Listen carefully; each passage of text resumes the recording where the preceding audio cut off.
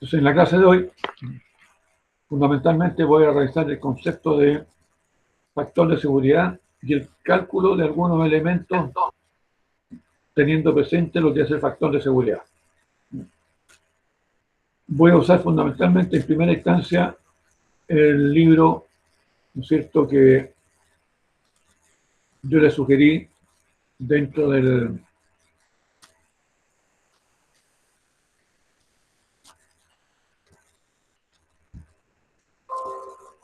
material, ¿cierto?, para esta clase.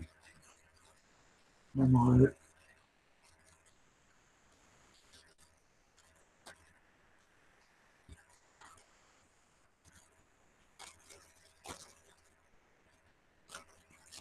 Vamos a revisar este texto. Fíjense, en este texto que es el BIR, hay una parte de la materia que por ahora yo no la voy a considerar, que es el proceso de alargamiento de los materiales, pero es importante que ustedes lo sepan. Los materiales, cuando los sometemos a una carga, el material se va a alargar. Y obviamente el alargamiento va a depender de la longitud y del tipo de material. Esto es importante que ustedes lo sepan porque efectivamente en los equipos que ustedes van a visualizar habitualmente en transporte, se van a encontrar con que el material se alarga, se deforma, ya sea que se alargue, ya sea que se curve, ya sea que se comprima. Ahora, esas deformaciones en general son poco visibles. Algunas de ellas a simple vista se pueden apreciar. No es lo habitual. Por ejemplo, los cables de los sistemas de las grúas, todos los cables, cuando son sometidos a cargas o fuerzas, se alargan. Repito, todos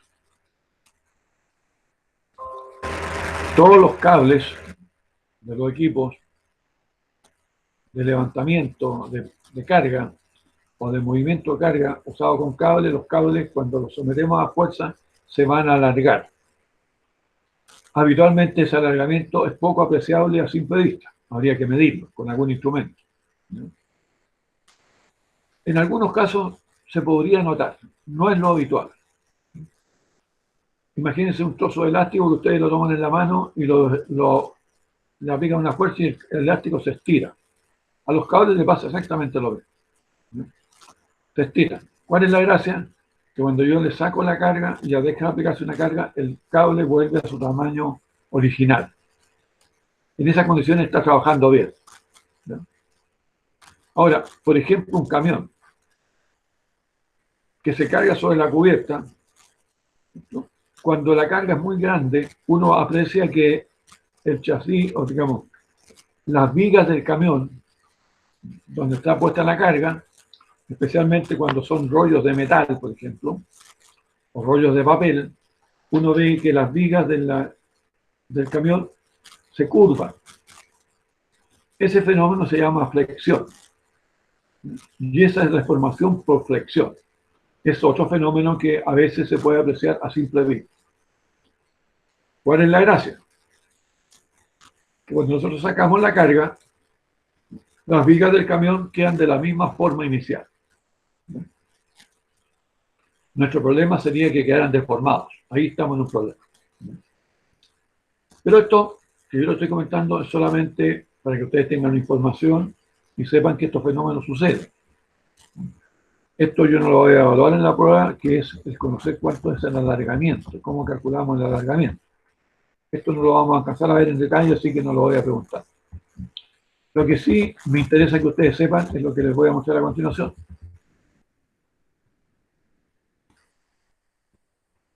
Los materiales, todos los materiales, tienen algunas propiedades mecánicas que se llaman y que tienen que ver con los fenómenos que suceden cuando le aplicamos una fuerza a un material. Esto que ustedes ven aquí es lo que se conoce como una probeta típica para ensayo de tracción. Cuando yo quiero ver las propiedades mecánicas de un material sometido a tracción, que yo lo tiro, hay una máquina donde se usa una probeta, es decir, un material para ensayar, que le ha dado esta forma inicialmente a ese material.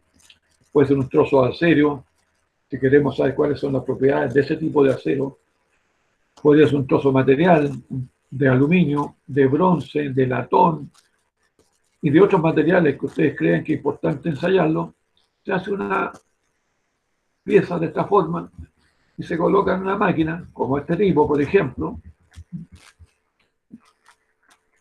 y lamentablemente ahora en la facultad la sacaron esa máquina, pero estaban antiguas hasta hace 2 años, y los alumnos podían ver estos ensayos, ahora ya no se pueden ver, porque a alguien de la autoridad se le ocurrió que no era importante. Pero bueno, con ese ensayo lo que se logra es un gráfico. Por ejemplo, este gráfico, típico de un acero y típico de un aluminio. Cuando se ensaya el material, entonces se produce este fenómeno. Es decir, como nosotros al material le estamos aplicando una fuerza, este extremo, tenemos que la fuerza partido por el área es esfuerzo. Y por otro lado, ¿cierto? Como vemos, sabemos que el material se alarga, se produce esta relación. El alargamiento partido por la longitud. Que lo pueden apreciar en este gráfico que está aquí. Esto es lo que se conoce como el alargamiento. Delta. Ese delta partido por L, donde delta está en milímetros y L también está en milímetros, genera este factor que se llama deformación unitaria, que repito, es milímetros partido por milímetro. Aquí no se pueden simplificar las unidades porque si no deja de tener sentido esto. Milímetros partido por milímetro. Deformación unitaria. Son los dos parámetros que se pueden medir cuando se hace este ensayo. El esfuerzo y la deformación unitaria. Y eso se grafica. El resultado es este gráfico que ustedes pueden apreciar aquí. Habitualmente, este gráfico lo hace directamente un sistema electrónico de la máquina, que analiza los resultados y los transfiere a un gráfico y genera este gráfico. Ustedes ven aquí. Esta curva de color rojo. Gráfico esfuerzo versus deformación unitaria. Y esto se hace para distintos materiales. ¿Cuál es la gracia de estos gráficos? Que permite determinar las propiedades de los materiales sometidos a tracción. Cuando yo tiro un material. Bien. Y después, con esas relaciones, se deduce cuál es el esfuerzo de corte, que también se puede hacer a través de otro ensayo, pero es un ensayo más complejo. Pero de aquí se pueden deducir el esfuerzo corte. Habitualmente el esfuerzo de corte suele ser la mitad de lo que ustedes ven acá. Pero ese es un detalle aparte. ¿Cuál es la gracia de estos gráficos? Que con estos gráficos se ensayan todos los materiales y esos gráficos y esos datos se transfieren a tablas que están en los libros, o ustedes las pueden encontrar en YouTube, propiedades de los materiales. Y van a encontrar algunos puntos importantes. Por ejemplo, aquí se pueden distinguir algunos puntos notables en el acero y en el aluminio. Por ejemplo, el punto de ruptura es cuando el material se rompe. Yo le aplico tanta fuerza que el material se deformó y se rompió. Ese es el esfuerzo de ruptura. Y otro punto importante, el máximo de la curva, ese punto, o ese, que a veces en algunos materiales coincide con el de ruptura, porque la curva sube directamente y se rompe por acá arriba. Depende del material. Esfuerzo máximo o esfuerzo último. También se conoce como esfuerzo último o esfuerzo máximo del material. Perfecto. Otro punto notable, este de aquí. Esfuerzo límite elástico o también a veces coincide con el esfuerzo de fluencia. Aquí en los libros se muestra como esfuerzo de fluencia. Esfuerzo de fluencia. ¿Qué es el esfuerzo de fluencia? Un parámetro definido universalmente que corresponde a una deformación del 0,2%, deformación unitaria del 0,2%. Pero lo importante es que estos datos ustedes los van a encontrar en tablas, van a estar tabulados. Esfuerzo, fluencia, a veces también corresponde al esfuerzo elástico, no siempre, por eso yo prefiero que hablen de esfuerzo de fluencia, ese punto. En el aluminio corresponde a este punto, esfuerzo último o esfuerzo máximo, que son los parámetros más habituales que ustedes van a encontrar en las tablas.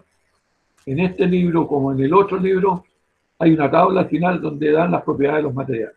Es importante que ustedes sepan que existen esas tablas. Ahora, ¿qué sucede? Que cuando ustedes trabajen con la formulita que dice factor de seguridad igual al esfuerzo de falla o esfuerzo último partido por el esfuerzo permisible, ustedes van a ocupar, dependiendo de los datos que tengan, el esfuerzo de fluencia o el esfuerzo último, como esfuerzo de falla. Repito, esfuerzo de falla se asocia con esfuerzo último, en algunos casos, y en otros casos con el esfuerzo de fluencia. Ahora, ¿qué sucede? Que aquí hay un fenómeno que yo se lo puedo comentar en estos gráficos, y que se desprende del análisis de ensayo, de lo que aquí sucede, que el material en la primera etapa, hasta aquí, fijarse, hasta el esfuerzo de fluencia, y en el caso del acero, esfuerzo elástico, el material se comporta en forma elástica. En el caso del aluminio, también se supone que hasta este punto, donde dice esfuerzo fluencia, también el material se comporta en forma elástica. ¿Qué significa que un material se comporta en forma elástica? Bueno, obviamente, eso es un índice súper importante para ustedes, porque denota que en ese tramo, cuando yo le aplico fuerza, el material se va deformando en forma elástica, y cuando llegamos a un cierto valor de fuerza y no seguimos aumentando la fuerza, yo le saco la fuerza y el material vuelve a su forma original. Es decir, el comportamiento elástico tiene que ver que un material sometido a fuerza se deforma, pero cuando le saco la fuerza vuelve a su estado original. Eso es un comportamiento elástico del material.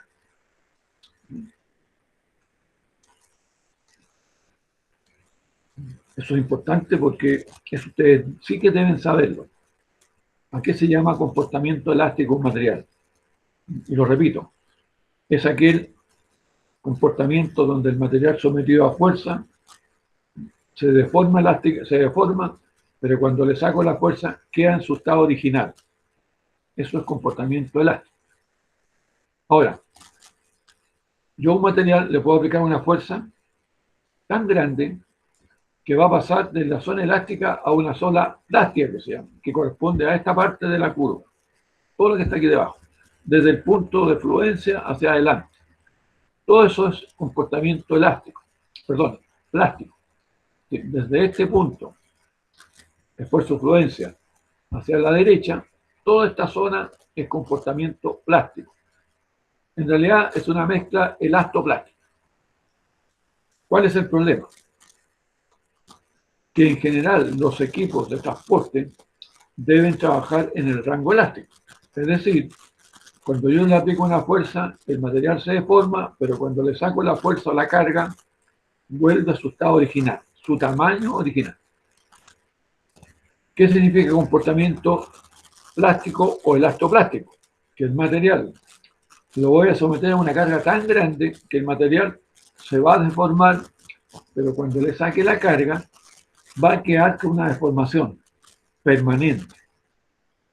Entonces ahí tenemos un problema, porque va a disminuir la resistencia al material. Es decir, a futuro ese material que ya se deformó plásticamente no va a quedar en la misma forma original y no va a tener la misma resistencia original.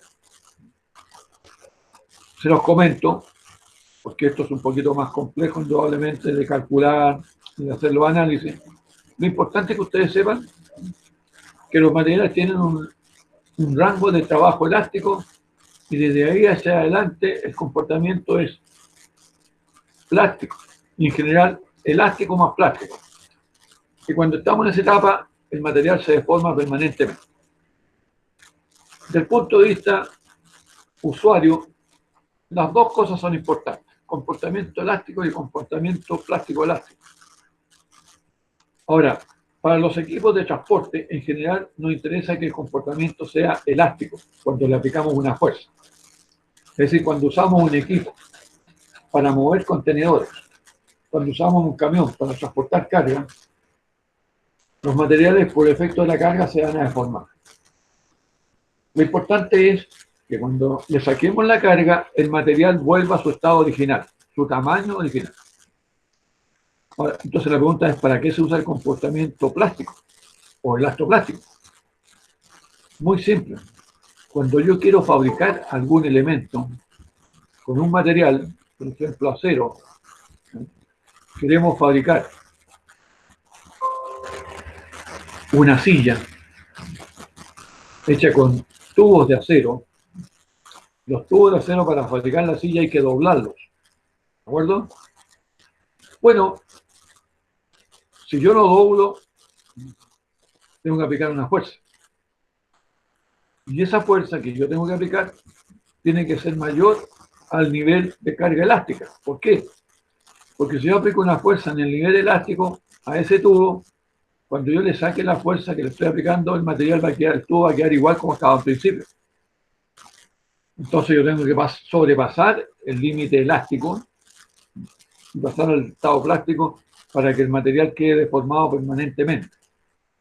Entonces, claro, el comportamiento plástico o elastoplástico se usa en la fabricación de elementos. No se usa como elemento para resistir carga, sino que se usa en la fabricación de elementos donde con fuerzas muy grandes se pueden deformar los materiales. Por ejemplo, cuando yo quiero hacer la carrocería de un vehículo, el capó de un auto, que está hecho en plancha de acero. Eso se hace en una prensa, donde uno aplica una fuerza muy alta que hace que esa plancha de acero se deforme y se doble y quede permanentemente doblada porque pasó al estado plástico del material. ¿Se entiende la idea? Si nosotros aplicamos una fuerza muy chica a esta plancha de acero, esa plancha de acero, cuando le saquemos la carga va a quedar de nuevo como plancha recta. Entonces hay que aplicar fuerzas muy grandes para deformarlo y hacer la superficie del capó de un vehículo, que además tiene una serie de curvas especiales para que quede rígida. No se transforme en una hoja plana que se dobla o se flexa con cualquier motivo. La idea es que quede rígida, pero que quede con una cierta forma. Eso es comportamiento plástico. A nosotros, en particular, en este caso, nos va a interesar el comportamiento elástico. Que los elementos no se deformen de por vida, que vuelvan a su estado original. Y por tanto, habitualmente nuestros problemas van a trabajar en el rango elástico, que es esta zona. O, en el caso del aluminio, esta zona hasta el punto de esfuerzo-fluencia. De ahí para abajo. Entonces, ¿qué significa factor de seguridad? Significa el factor de seguridad que si yo trabajo en el esfuerzo elástico, en sigma sub i, que aparece acá, sigma prudencia, se llama sigma prudencia, sigma sub i griega. Cuando yo aplico un factor de seguridad, lo que estoy haciendo es lo siguiente. Si el sigma i, en este caso, es alrededor de 35,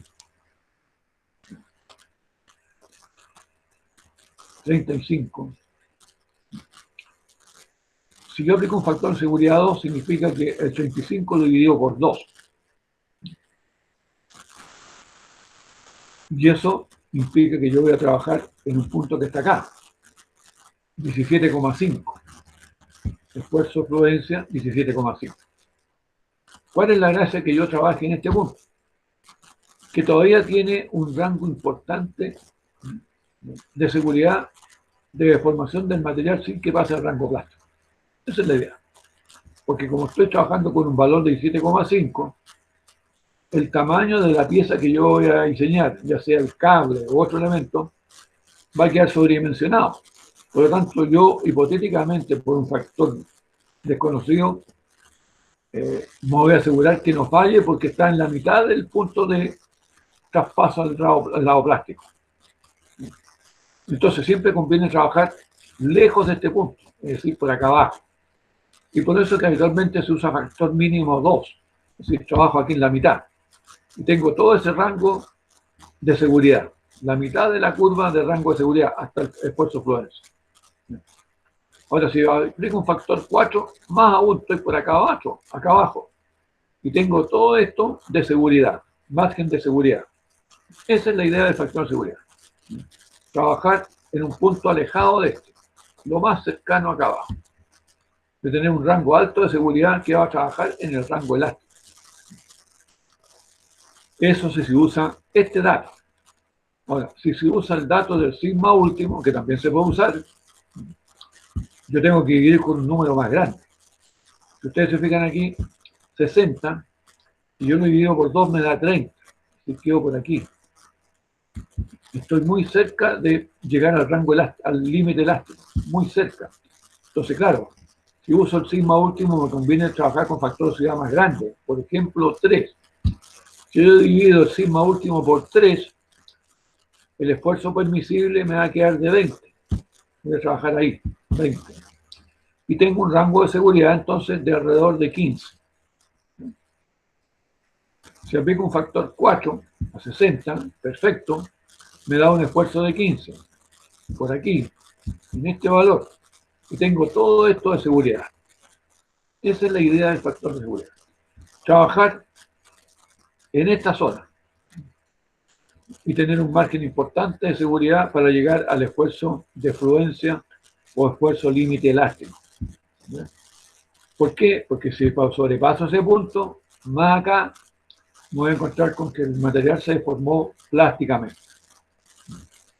Eso es básicamente lo que yo quería comentar. Ahora aquí, los materiales, es importante que ustedes lean este punto. Yo, en todo caso, en el foro yo les indiqué los puntos que tenían que leer.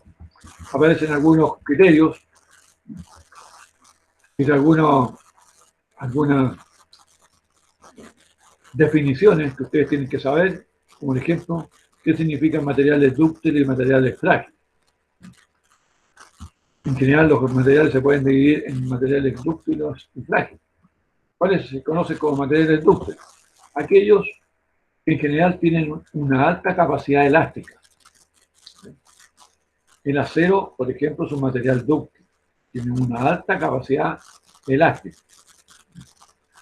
Hay algunos tipos de acero, por ejemplo, la fundición, que tiene una baja capacidad elástica. Es decir, este punto está más bajo, por acá. Y por lo tanto, son más fáciles y son más quebradizos que el material normal. Son más fáciles de romper. Por eso se llaman frágiles. Materiales frágiles. Ahora hay materiales que tienen una alta resistencia, resisten fuerzas muy altas, pero son frágiles. Un concepto que ustedes deben leer acá y tratar de entenderlo. Diferencia entre materiales dúctiles y materiales frágiles.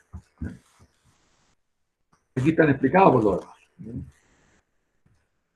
Pero son conceptos que hay que leer. Ahora, uno puede distinguir, aquí está clarísimo, ¿no es cierto?, lo que yo les comentaba, el criterio para definir el esfuerzo fluencia, este punto. En cualquier material, este punto se define con el 0,2% de desviación en la deformación elástica, deformación unitaria.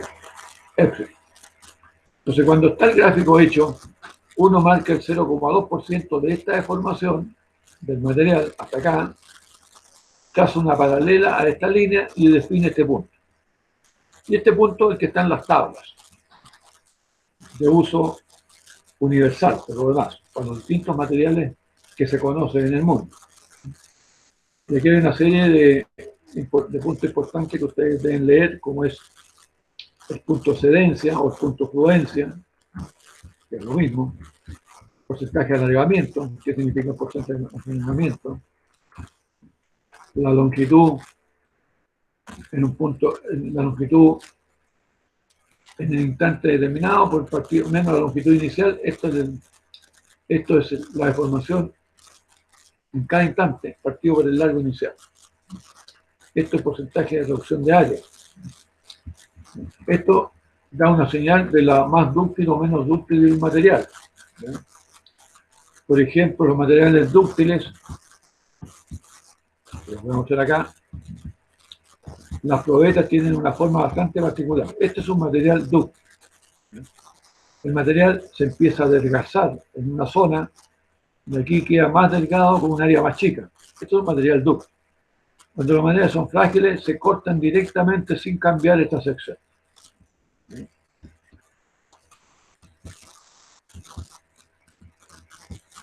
Enseguida, aquí podemos apreciar qué pasa cuando, por ejemplo, el cemento. El cemento es un material muy especial que aguanta poca fuerza en tracción, pero aguanta mucha fuerza en compresión. Y por eso es que se usan los pavimentos. El cemento es un material relativamente frágil. Una viga de cemento, cuando le pegamos una fuerza muy grande, se puede quebrar el cemento.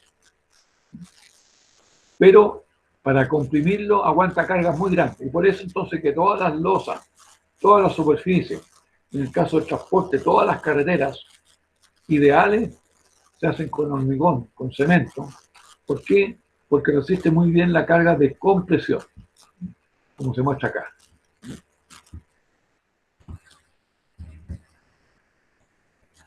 Este ejemplo muestra que el material de comportamiento ideal es este, pero a mí por el momento no me preocupa que ustedes se manejen con eso. Eso es lo que yo quería mostrarles en este texto respecto a los materiales. En el otro libro, en el Himmler, se aparece algo parecido, obviamente, capítulo 3, el mismo tipo de probeta para ensayar, una máquina semejante.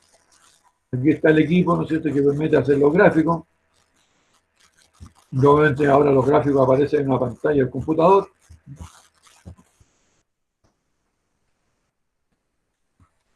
En fin, explicamos entonces la región elástica, fijarse, el punto de excedencia, este punto que es el que viene habitualmente tabulado, el sigma I, también muy cercano a lo que se conoce como límite elástico, no es el mismo punto, pero son muy cercanos, no conozco. También se llama como límite de proporcionalidad, porque esta es una función lineal en el caso del acero. Por lo demás, el único caso donde esta curva es una línea recta, en el acero. En los otros materiales es una curva continua. El esfuerzo de ruptura, esfuerzo máximo, y toda esta parte es elastoplástica, toda esta zona. Esta zona del material, en un caso de acero, ya no sirve para nada. No tiene ninguna utilidad llegar a esta zona. Un material que es absolutamente deformado. En esta zona hay deformación plástica, que queda permanente. Importante que vean este gráfico. Aquí ahora quiero que el comportamiento elástico, que es la cedencia o fluencia del material. ¿Qué se entiende por endurecimiento por deformación? Esto pasa cuando un material lo trabajamos o lo esforzamos muchas veces. ¿Qué se conoce como fricción? Una serie de definiciones. Generamos esfuerzo de formación verdadero. ¿Por qué? Porque cuando el material lo estiramos, su sección empieza a disminuir. Obviamente cuando el material se alarga, disminuye el diámetro. Pero no todos los materiales de comportamiento son exactamente iguales. Entonces, el gráfico inicial se hace sin considerar el cambio de área. Se hace con área constante. Pero si se considera la variación de área, donde dice que el esfuerzo es fuerza partido por área, la curva va a cambiar. Y esa se llama curva verdadera. La verdad que para nosotros en ingeniería no tiene mucha relevancia. La curva verdadera. Que sería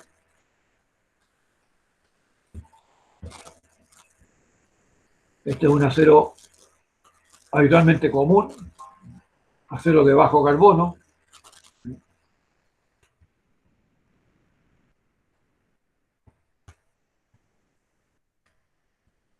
Punto de excedencia, ustedes lo pueden ver con el 2% de deformación, el 0,2% de la deformación unitaria total, en el caso del aluminio.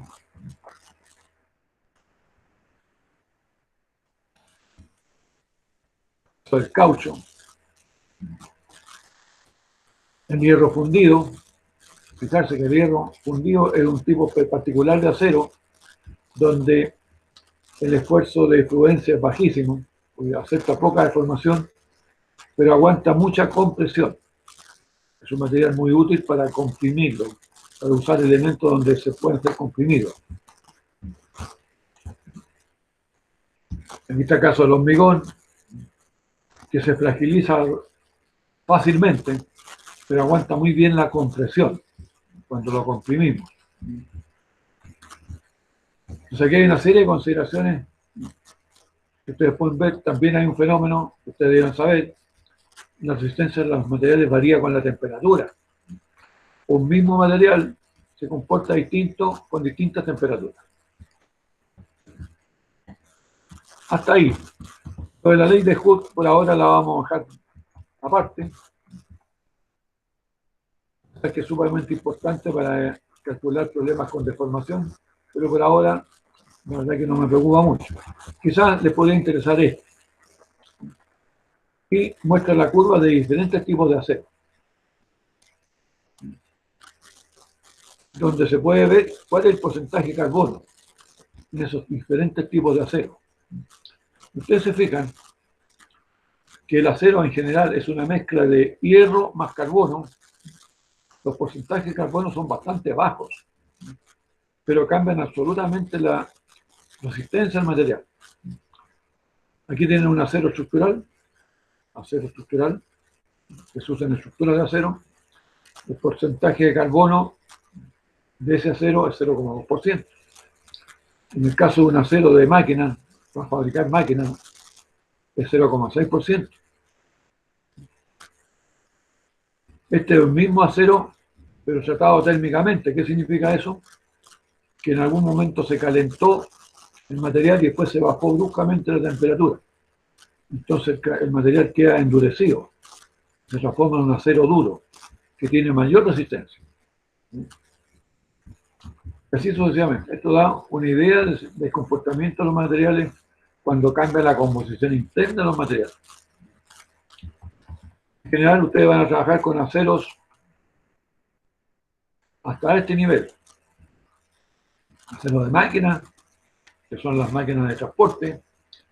Acero estructural, que son las estructuras de las grúas. Y acero suave, que muchas veces se usa en las estructuras, como ejemplo el acero que se usa en la edificación. Esas barras de acero que van dentro del hormigón. Son los tipos de acero. Ustedes pueden ver adicionalmente a esto las tablas de materiales. Yo les recomiendo especialmente las tablas del libro del BID, de Mecánica de Materiales, en unidades inglesas y en unidades internacionales de sistema internacional, en megapascales. Esto respecto a los materiales. Les recomiendo que esto lo lean, lo vean tranquilamente, porque son datos interesantes. Ustedes tienen que considerar cuando trabajen y vean equipos, y vean cómo se comportan los equipos. Ahora, respecto a los problemas que ustedes van a revisar el jueves, me voy a volver a un punto importante que es el siguiente. Este texto, lo vamos a encontrar aquí en la página 70.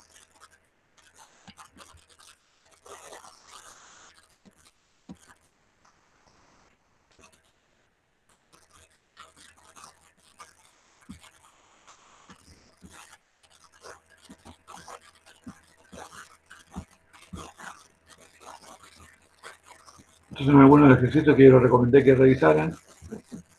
Pero entramos aquí. Y esto tiene que ver con lo que recién acabamos de mirar.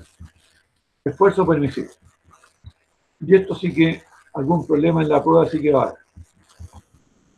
Ustedes se fijan, aquí aparece esta formulita. Factor de seguridad.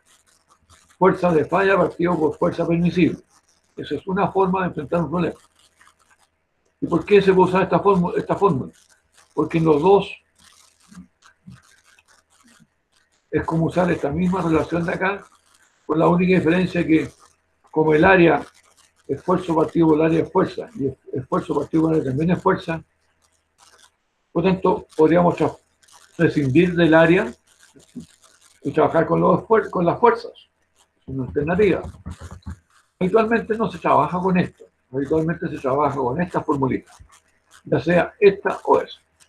Dependiendo si son esfuerzos normales de tracción o compresión, o esfuerzos normales de tracción habitualmente, o esfuerzos de corte puro, lo que vemos aquí, o esfuerzos permisivos, o esfuerzos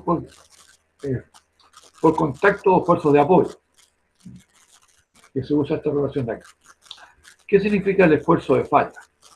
El esfuerzo de falla es el esfuerzo propio del material, medido en los ensayos, que están en las tablas de material, que se dedujo de los gráficos que acabamos de ver. Ese es el esfuerzo del material. Y ese esfuerzo de falla puede ser el esfuerzo último del material o el esfuerzo fluencia. Uno de los dos. Si usamos el esfuerzo último, habitualmente el factor de seguridad es más grande. Si usamos el esfuerzo fluencia, el factor de seguridad podría ser un poquito más chico. ¿Verdad? Lo mismo pasa acá. Entonces, fijarse importante, cuando les digan esfuerzo de falla, se está refiriendo al esfuerzo propio del material, características del material, propiedad mecánica del material. Es un dato que ustedes le tienen que dar o lo pueden encontrar en las tablas. ¿De acuerdo? No es un dato que se calcula, se obtiene de tablas, el esfuerzo de falla. Y repito, puede ser el esfuerzo último que vimos en los gráficos o podría ser el esfuerzo admisible. Uno de los dos. Eso es lo que se llama esfuerzo de falla, ya sea esfuerzo normal o esfuerzo de corte. Es un dato que ustedes le tienen que entregar o lo podrían tener como antecedente. ¿Con qué van a hacer los cálculos ustedes del tamaño de la pieza? Con el esfuerzo permisible, ya sea esfuerzo normal o esfuerzo de corte. Con estos valores de esfuerzo se hacen los cálculos del tamaño de las piezas. Cuando ustedes quieren diseñar algo, yo quiero recalcular un cable, quiero saber de qué tamaño voy a usar el cable. No sé de qué tamaño es el diámetro del cable, no lo sé. Entonces, ¿qué es lo que hago primero? Busco el material del cable, el esfuerzo fluencia del material, o el esfuerzo último de ese material. Digo, ¿y cuánto me faltó en seguridad? Por ejemplo, 4. Entonces divido el esfuerzo último por 4 y me da el esfuerzo permisible. Y con esto esfuerzo permisible, que es igual a fuerza partido por área, yo puedo calcular el área. Y con el área yo puedo calcular las dimensiones. Porque la fuerza seguramente la voy a conocer del diagrama cuerpo libre. ¿De acuerdo? Ese es el procedimiento. Repito entonces, el esfuerzo de falla, ya sea esfuerzo normal o esfuerzo de corte, generalmente es un dato que se da o se conoce, ya sea porque me lo dio el fabricante del material o lo encontré en una tabla. Tengo el dato. ¿Qué otro dato puedo tener? O me lo doy yo, el factor de seguridad. Que repito, habitualmente el mínimo, el más chico es 2. Cuando la fuerza es estática, fijarse, porque a mí también incluye si las fuerzas son estáticas o las fuerzas son de impacto. Si las fuerzas de impacto, el factor de seguridad es mucho más alto, del orden de 8. Entonces, un equipo que va a tener cargos bruscos de velocidad, aceleraciones, debe usar un factor de seguridad más alto. Cuando las cargas son estáticas, repito, habitualmente uno podría usar un factor 2, 3. Pero cuando las cargas son dinámicas o son de impacto, se usan factores más grandes. 6, 8, 10. Entonces, el esfuerzo de falla o esfuerzo del material se divide por el factor de seguridad y me da el esfuerzo permisible. Y con este esfuerzo permisible yo puedo calcular el tamaño de los elementos. ¿Qué necesito saber? Las fuerzas aplicadas. ¿De dónde tengo las fuerzas? De los diagramas corporales. Eso básicamente es lo que me interesa que ustedes tengan claro. Por ejemplo, aquí tenemos el caso de esfuerzo de reacción, donde dice que el esfuerzo promedio es P partido por A, o el área es P partido o fuerza partido esfuerzo promedio. Cuando yo quiero calcular el área definitiva de una pieza, en vez de esfuerzo promedio, aquí uso el esfuerzo permisible. ¿Se dan cuenta? Ahora al revés. Cuando yo conozco el equipo está hecho, el equipo está funcionando, en ese caso yo puedo calcular el esfuerzo promedio sabiendo la fuerza aplicada y el área que tiene. Pero al revés, cuando yo no sé el tamaño del cable, aquí uso el esfuerzo permisible. Y con eso tengo las dimensiones del cable. Ya sea con esfuerzos normales o esfuerzos de corte.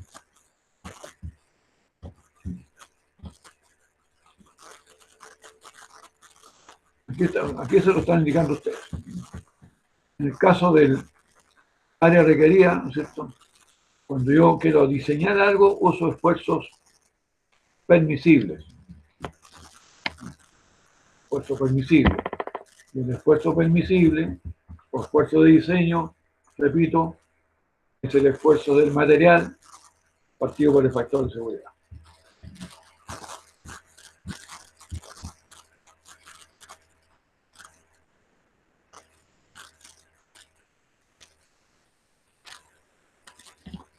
Aquí hay, en un caso ustedes, donde le dan el esfuerzo permisible. Y le pregunta entonces, ¿cuál es el diámetro del pasador? Pero, repito, hay problemas donde a ustedes no le dan este dato. Les van a dar el esfuerzo último del material y el factor de seguridad. Entonces, ¿qué hacen? Para calcular el esfuerzo permisible o esfuerzo de diseño, dividen el esfuerzo del material por el factor de seguridad. Por ejemplo, en este caso, si el esfuerzo del material en corte es 16 KSI y el factor es 2, indudablemente que el esfuerzo permisible les va a dar 8. 16, que es el esfuerzo del material, dividido por el factor de seguridad, que es 2, les da el esfuerzo permisible 8.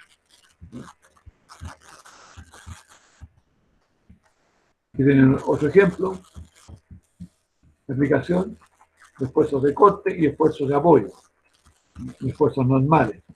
Los tres elementos en un solo problema. Me interesa que estos ejemplos los revisen ustedes, porque en función de estos ejemplos es lo que yo voy a colocar en la prueba. Voy a volver al otro texto. Les voy a mostrar algunos ejemplos del uso de lo que les acabo de comentar. Repito, en el gráfico, punto importante entonces, como les comentaba hace un momento atrás, ustedes van a tener como dato, o lo van a poder sacar de tabla, si es necesario en algún caso, pueden ser estos dos valores, como aparecen en los gráficos.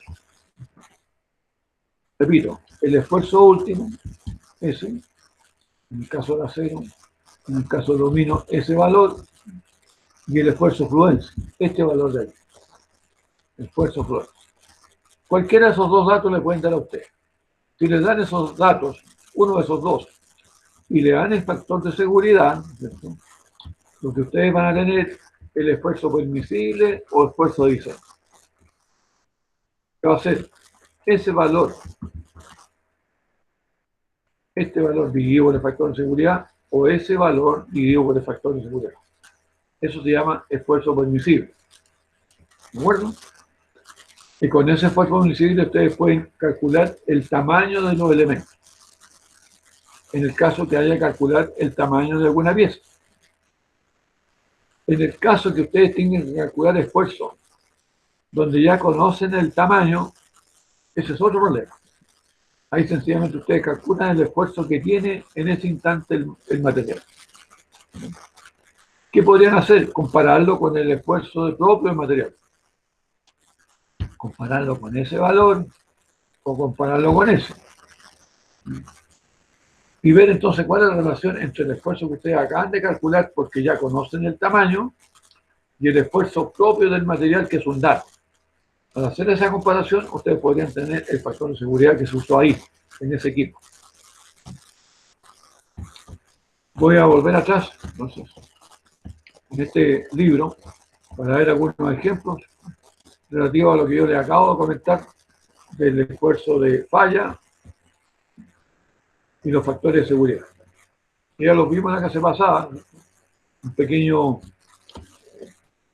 adelanto de lo que se conoce como factores de seguridad.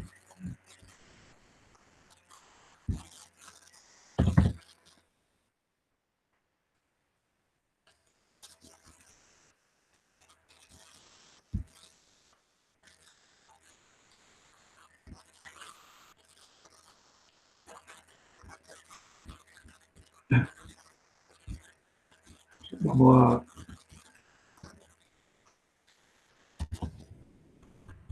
volver acá. Están los factores de seguridad. Y esto es lo que yo les comento. Esto tiene que ver con la misma fórmula que acabamos de ver en el otro libro, en el Hibbeler, que es esfuerzo de falla partido por esfuerzo permisible, o esfuerzo último partido por esfuerzo permisible, o esfuerzo prudencia partido por esfuerzo permisible. Esto que dice aquí arriba corresponde al esfuerzo del material, donde puede ser el esfuerzo último o puede ser el esfuerzo prudencia, cualquiera de los dos. ¿Cuándo se usa esto? Cuando yo quiero calcular las dimensiones de algo. Solamente cuando yo quiero calcular dimensiones de algo. Ahora, cuando yo tengo las dimensiones de algo, lo que yo puedo calcular es el esfuerzo a que está sometido el material. Y ese esfuerzo a que está sometido el material lo puedo comparar con este esfuerzo del material, esfuerzo último o esfuerzo prudencia. Es como que si yo conozco las medidas del equipo, me conozco las medidas del cable, es como que yo calcule este valor, el esfuerzo último. Y yo lo comparo este con este. Y si yo hago esta relación, tengo el factor de seguridad. ¿Claro?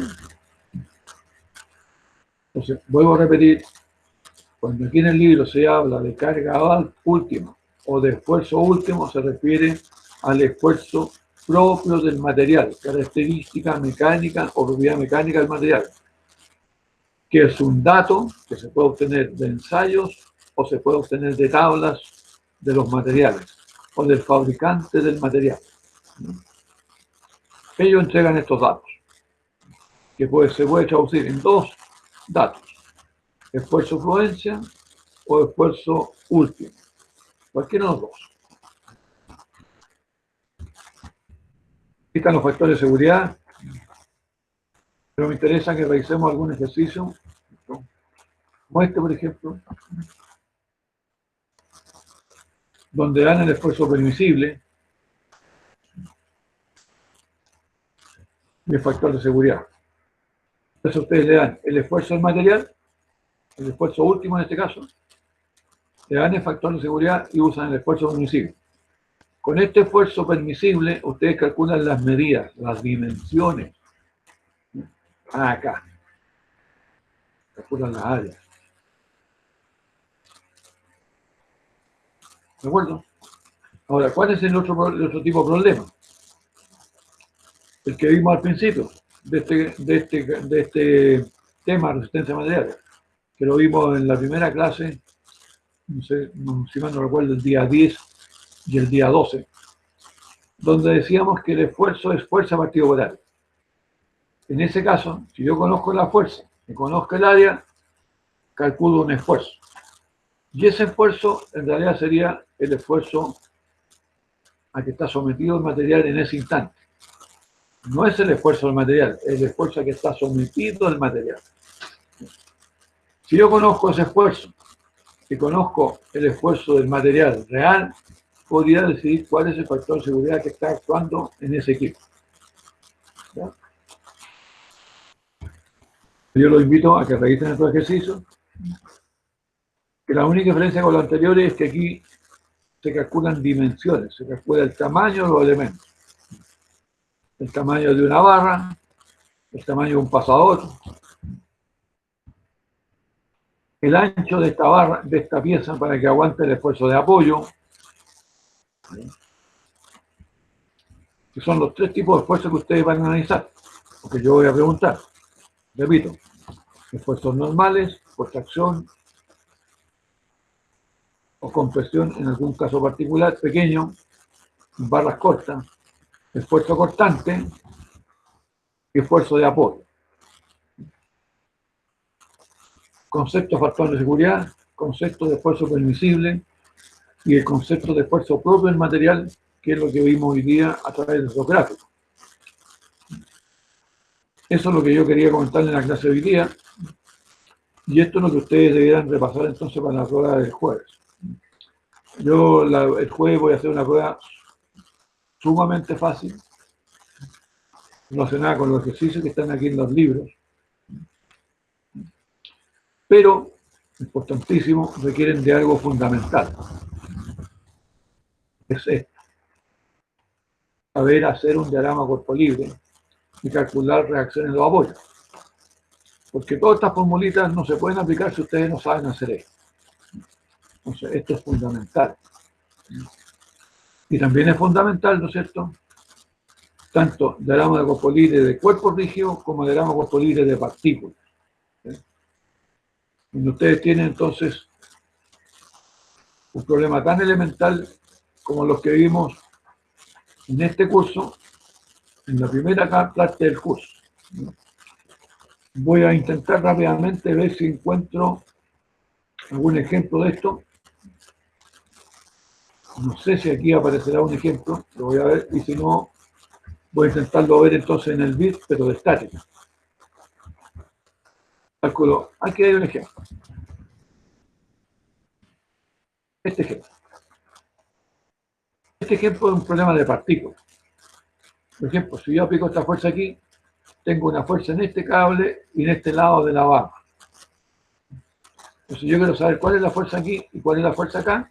Bueno, esta es una partícula en equilibrio y por lo tanto yo puedo saber cuánto es la fuerza aquí y cuánto es la fuerza acá.